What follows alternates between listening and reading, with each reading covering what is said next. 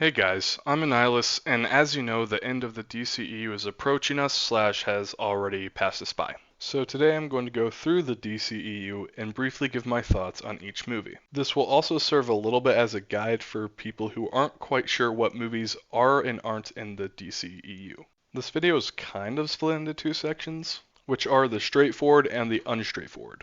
Really creative names, I know, but there's no real structure in the video regarding those terms. With that said, let's get into it. The DCEU started with 2013's Man of Steel. Directed by Zack Snyder, this movie gave a different take on Superman. While I didn't really like the direction Snyder went with Superman's character, I thought Henry Cavill did the best with what was handed to him, and I wish he got a chance to have better writing behind him. We then go on to 2016's Batman v Superman: Dawn of Justice. I like this movie a lot, but it definitely has many flaws. The amount of stuff they try to do with this movie is just insane. They introduced Batman, Wonder Woman, Lex Luthor, Doomsday, they try to do Death of Superman, and so much more was added to this movie, which just makes it feel very overstuffed. I get they were probably trying to keep up with the MCU, but I wish they had limited the movie a bit to give more time to develop some of the other things in the movie. After that is 2016's Suicide Squad. All you really need to know about this movie is that it's really, really bad. Other than like 2 or 3 performances, most of this movie was just not very enjoyable to watch in my opinion. One thing I will give it though is that it does include the only time Flash interacts with a Flash villain in the DCEU. However, you can just watch that on YouTube and you don't really need to see the movie for it. Next up is 2017's Wonder Woman. While a bit overrated in my opinion, I still think this movie is pretty good. Gal Gadot is alright as Wonder Woman, but Chris Pine was pretty good as Steve Trevor. It's not the most memorable movie for me, but it's one I definitely enjoy going back to from time to time. The next movie is 2017's Justice League. I have a lot of nostalgia for this movie, mainly because it was the last movie I saw with my friends before moving away from my hometown. I still recognize its faults, of which there are many,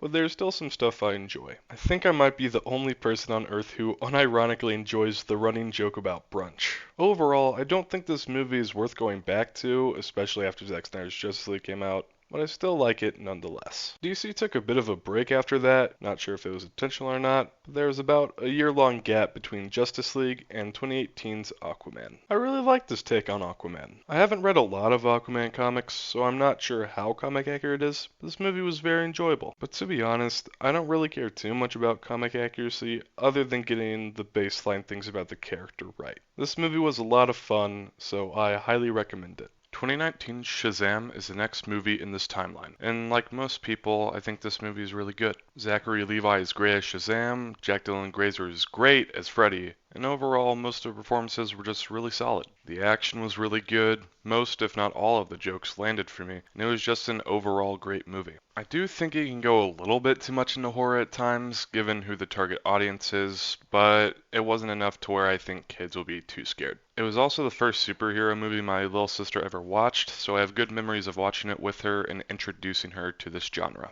We have another year gap between movies, with 2020's Birds of Prey being released almost a year after Shazam. And I know a lot of people aren't the biggest fans of this movie, but I really enjoyed it. Margot Robbie is perfect in the role of Harley Quinn, and she really shined here in my opinion. However, that does mean some of the other Birds of Prey feel a little underdeveloped. Overall, the action was great, and I highly recommend this movie. Still haven't finished 2020's Wonder Woman 1984, but I really enjoyed what I've seen. I think I got about halfway through the movie, but then I had to leave and just haven't gotten around to finishing it. I wish I could say more about this movie, but sadly that isn't in the cards. After years and years of begging and begging by the fanbase, 2021's Zack Snyder's Justice League was released. While the Snyder fandom has gone extremely off the rails in the past couple years, the movie's actually really good. It improved on a lot of things from the theatrical release, especially tone-wise, and it was just a solid movie overall. I can understand why some people were upset about the 4-hour runtime, but I personally thought it was good for what the movie was going for. I wish the Snyder fandom wasn't as crazy, so I feel like I could not feel shame for enjoying this movie, but I guess that's just not possible. 2021's The Suicide Squad is probably my favorite movie on this list. I love James Gunn, and the complete 180 when compared to the first movie is insane. It's not really a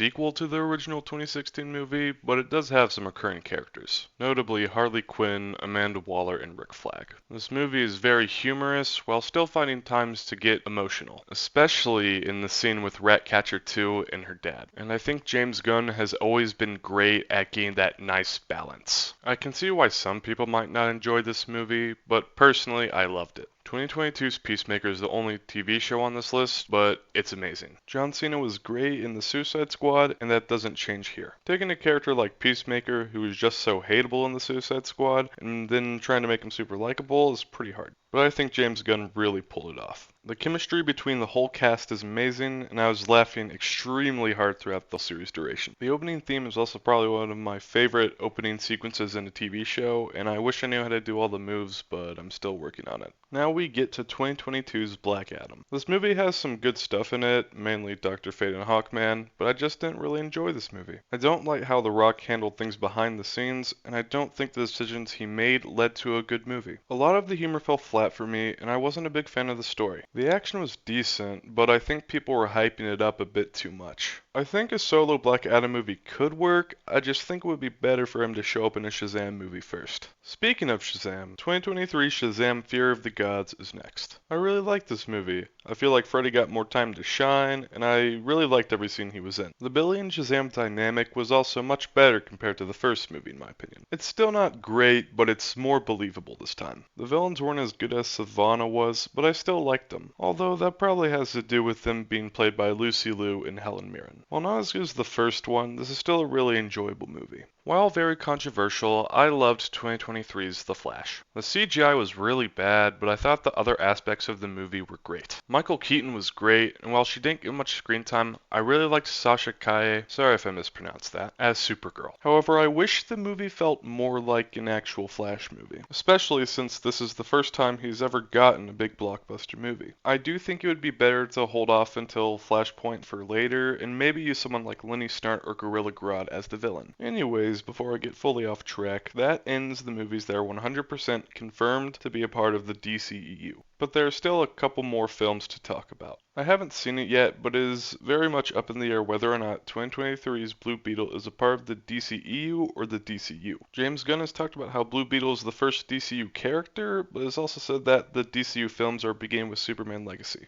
It's all just a little confusing right now. I know there are references to Batman and Superman, but as far as I know, Gal Gadot doesn't pop in for a quick cameo. Hopefully James Gunn will clarify soon, but no one really knows if that'll happen. You'd think that 2023's Aquaman and the Lost Kingdom would be 100% connected to the DCEU. I thought that as well, but as it turns out, James Wan said he made changes to the movie to better fit the DCU. Sorry for getting a bit loud there, this is all just extremely confusing. They don't seem to be major changes to the movie, but still the fact that he's doing it in the first place is a little strange. Also, I didn't mention Joker or the Batman in this video because they aren't really tied to any universe. They are standalone titles, each in their own universe, and while they are great, I didn't think they were really worth mentioning. While I'm very excited for the upcoming slate of DCU movies, I'm a little sad to see the DCEU go. While I have many issues with how some characters were portrayed, and I wasn't a big fan of some story elements, I also have a lot of great memories with these movies. Whether it be watching them with friends and family, or discussing with people online, these movies have been a big part of my life for the past decade. And while I'm not the biggest fan of all these movies, I'm very grateful for the memories it has allowed me to share with so many people. And with that, I want to say thank you to the DCEU, and I bid you farewell.